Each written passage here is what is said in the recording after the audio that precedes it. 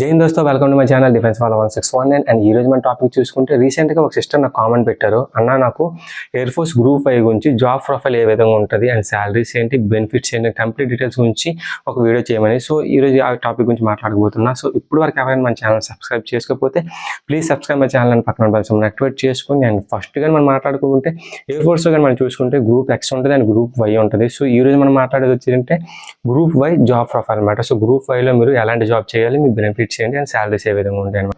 Job profile గురించి కానీ మనం మాట్లాడుకుంటే అందులో కానీ మీరు చూసుకుంటే కొన్ని కేటగిరీస్ ఉంటాయి. సో కేటగిరీ వైజ్ నేను ఎక్స్ప్లెయిన్ చేస్తాను. ఏ కేటగిరీలో మీరు ఏ పని చేయాలని, ఓకేనా. అడ్మినిస్ట్రేషన్ అసిస్టెంట్ అని ఉంటుంది. సో అడ్మినిస్ట్రేషన్ అసిస్టెంట్లో కానీ మీరు చూసుకుంటే ప్రతి పర్సన్ బ్యాక్ సైడ్ కూడా కొన్ని డాక్యుమెంట్స్ ఉంటాయి అనమాట, కొన్ని రికార్డ్స్ ఉంటాయి అనమాట. అంటే స్మార్ట్ ఫోన్ గురించి కానీ, బార్డర్ ఏరియాస్ కానీ, అలా కొన్ని కాన్ఫిడెన్షియల్ డాక్యుమెంట్స్ ఉంటాయి అనమాట.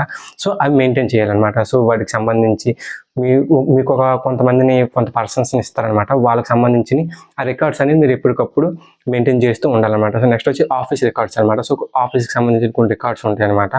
అవి ఏంటి అనేది నేను ఇప్పుడు చెప్పకూడదు. సో అది మీకు అక్కడికి వెళ్ళిన తర్వాత తెలుస్తుంది అనమాట. కాన్ఫిడెన్షియల్ చీజ్, సో నేను చెప్పకూడదు. సో దానికి సంబంధించిన రికార్డ్స్ ఏమున్నాయి అవన్నీ కూడా మెయింటైన్ చేయాల్సి వస్తుంది అనమాట. ఇది కానీ మీరు చూసుకుంటే అడ్మినిస్ట్రేషన్ అసిస్టెంట్ అనమాట. సో నెక్స్ట్ మనం మాట్లాడుకుంటే అకౌంట్స్ అనమాట. సో అకౌంట్ బ్రాంచ్ అనమాట. సో అకౌంట్స్లో కానీ మీరు చూసుకుంటే ఏదైతే మీకు శాలరీస్, సో ఎవరైతే మీ పర్సన్స్ ఉన్నారో, మీరు యూనిట్లో ఎంతమంది పర్సన్స్ ఉన్నారో వాళ్ళకి సంబంధించిన శాలరీస్.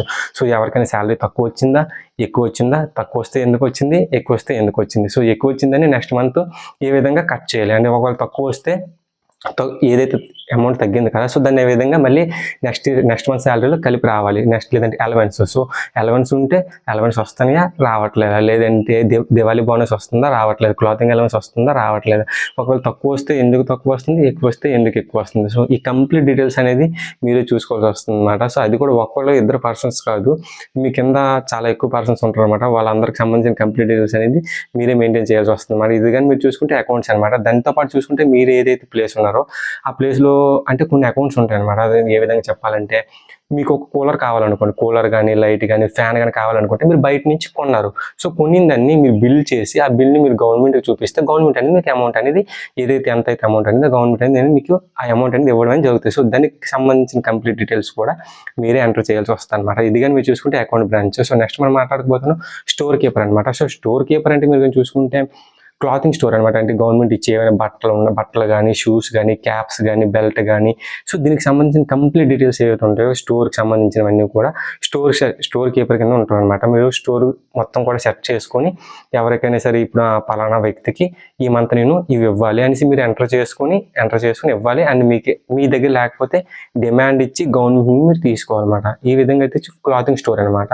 సో నెక్స్ట్ ఏంటంటే రేషన్ స్టోర్ అనమాట. రేషన్ స్టోర్లో కానీ మీరు చూసుకుంటే ఏవైనా కానీ ఇప్పుడు బియ్యం, పప్పు ఇవన్నీ ఉంటాయి కదా, ఫ్రూట్స్, కూరగాయలు ఇవన్నీ కూడా ఎవ్రీ మంత్ టైంకి తెచ్చి టైంకి అందరికి కూడా డిస్ట్రిబ్యూట్ చేయాలన్నమాట. ఏదైతే మీకు మెస్సులు ఉంటాయో వాళ్ళకి ఎంత అయితే ఎలిజిబిలిటీ ఉంటుందో, అంటే ఫర్ సపోజ్ నేను ఉన్నానంటే నాకు ఎంత అయితే ఎలిజిబిలిటీ ఉందో దానికి సంబంధించినట్టు వాళ్ళకి డివైడ్ చేయాల్సి వస్తుంది అనమాట. ఇది కానీ చూసుకుంటే రేషన్ స్టోర్ అనమాట. నెక్స్ట్ అంటే ఎక్విప్మెంట్ స్టోర్ అనమాట. ఏదైతే ఎక్విప్మెంట్ ఉంటాయి కదా, గన్స్ కానీ, ఏదైతే మీకు కొన్ని ఎక్విప్మెంట్స్ ఉంటాయి కదా అవన్నీ నేను చెప్పకూడదు. సో ఆ ఎక్విప్మెంట్స్ని మెయింటెనెన్స్ చేయాలన్నమాట. స్టోర్ ఉంటుంది.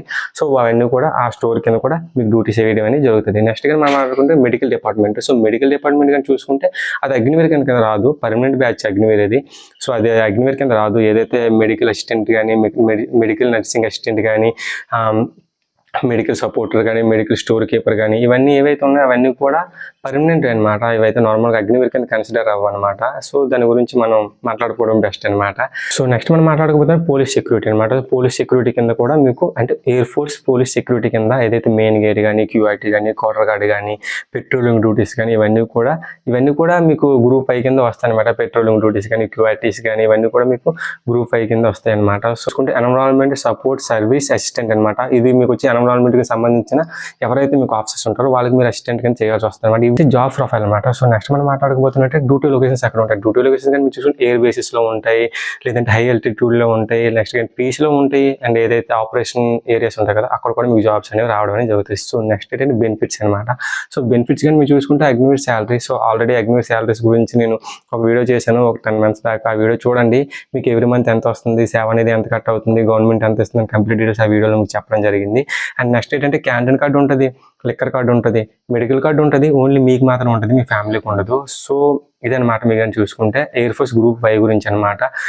ఎయిర్ ఫోర్స్ గ్రూప్ వై గురించి సంబంధించిన కంప్లీట్ డీటెయిల్స్ అనేది నేనైతే ఈ వీడియోలో చెప్పడం జరిగింది. సో మీకు ఇంకేమైనా డౌట్ ఉంటే మీలో ఎవరికైనా సరే ఏమైనా డౌట్ ఉంటే నాకు కింద కామెంట్ చేయండి. లేదంటే ఇంకేదైనా టాపిక్ మీద నాకు ఈ టాపిక్ మీద పలానా గురించి ఏదైనా నాకు వీడియో చేయండి బ్రో అంటే ఖచ్చితంగా నేను టాపిక్ గురించి వీడియో చేస్తాను. సో నెక్స్ట్ మంచి వీడియోలో కలుద్దాం. జై హింద్, జై భారత్.